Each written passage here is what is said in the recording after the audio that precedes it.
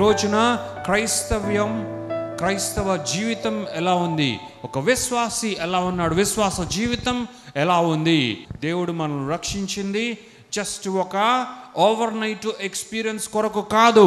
దేవుడు మనల్ని రక్షించింది ఆ మూమెంట్ ఎప్పుడైతే ఒకడు పశ్చాత్తాపపడి ప్రభువా అని ఒప్పుకొని నేను నిన్ను చేర్చుకుంటూ ఉన్నాను, ఒక గొప్ప అనుభూతి నాకు కలిగింది, ఒక గొప్ప జాయ్ నేను ఇప్పుడు చూస్తున్నాను, ఓ సమాధానాన్ని, ఆనందాన్ని, సంతోషాన్ని నేను ఇప్పుడు చూస్తున్నాను అని ఆ యొక్క రాత్రో పగలో సాయంత్రమో ఏదో ఒక సమయము, 1 గంట 2 గంటలు ఆయన యొక్క సన్నిధిని, ఆయన యొక్క రక్షణ కార్యాన్ని, ఆయన యొక్క సువార్తీకరణను అనుభవించి దాన్ని ఎక్స్పీరియన్స్ అయ్యి మరుసటి దినమున మర్చిపోయి మరుసటి వారమున ఇక ఏం జరిగిందో గుర్తు లేకుండా తర్వాత నెలలో అసలు దేవుడి కార్యాన్ని నా జీవితంలో చేశాడా లేదా అన్నదే అగమ్య గోచరముగా ఉండుటకు చేసినది కాదు రక్షణ కార్యం. దేవునికి మహిమ కలుగును గాక.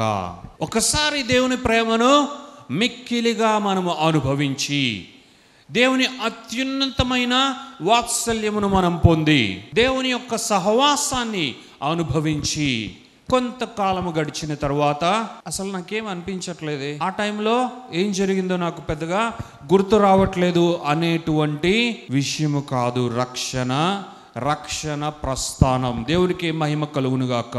ఇలాంటి విశ్వాస జీవితాన్ని ఎవరైతే జీవిస్తున్నారో వారు నిజముగానే ప్రాబ్లంలో ఉన్నారు అని అర్థం. ఇలాంటి అనుభవాన్ని ఎవరైతే కలిగి ఉన్నారో వారు నిజమైన సువార్తను వినలేదు, నిజముగా రక్షణలో ఉన్న ఆంతర్యాన్ని, రక్షణ విశిష్టతను వారు ఎరుగని వారు, పరిపూర్ణంగా తెలుసుకొని వారే వీరు అన్నది మనం తెలుసుకోవాలి. ఇలాంటి స్థితిలో నీవు ఉంటే, ఇలాంటి పరిస్థితి నీవు కలిగి ఉంటే ఈరోజు ఈ వాక్యాన్ని విని నీ జీవితమును నూతనపరుచుకోవాలి. దేవుని రక్షణ విశిష్టతను ఏంటో తెలుసుకోవాలి. దేవుని యొక్క ప్రేమ పరిపూర్ణతను నీవు తెలుసుకోవాలి. ఆయన రక్షణ జీవితమంతా సరిపోయినదే. దేవుని నామానికి మహిమ కలుగునుగాక. ఆయన విమోచన నిత్యత్వంలో కూడా మనలను పలకరించినదే. ఆయన విమోచన ఉన్నది, ఆయన నిత్యమైన విమోచన ఉన్నది. దేవునికి మహిమ కలుగునుగాక. హల్లెలూయా. అలాంటి గొప్ప రక్షణను దేవుడు మనకు అనుగ్రహించాడు. కానీ ఒక కొంతకాలమునకు మాత్రమే ఉండినటువంటి రక్షణను, ఒక సమయానికే పరిమితమైనటువంటి రక్షణను, కొద్ది దినములు, కొంతకాలము, కొన్ని సంవత్సరాలు, కొన్ని మాసములు, కొన్ని దినములకే పరిమితమయ్యే రక్షణ కార్యాన్ని దేవుడు మన జీవితంలో చేయలేదు అన్నది మనం తెలుసుకోవాలి. ప్రియమైన దేవాతి దేవుని యొక్క బిడ్డలారా, దేవునికే మహిమ కలుగునుగాక. హల్లెలూయా.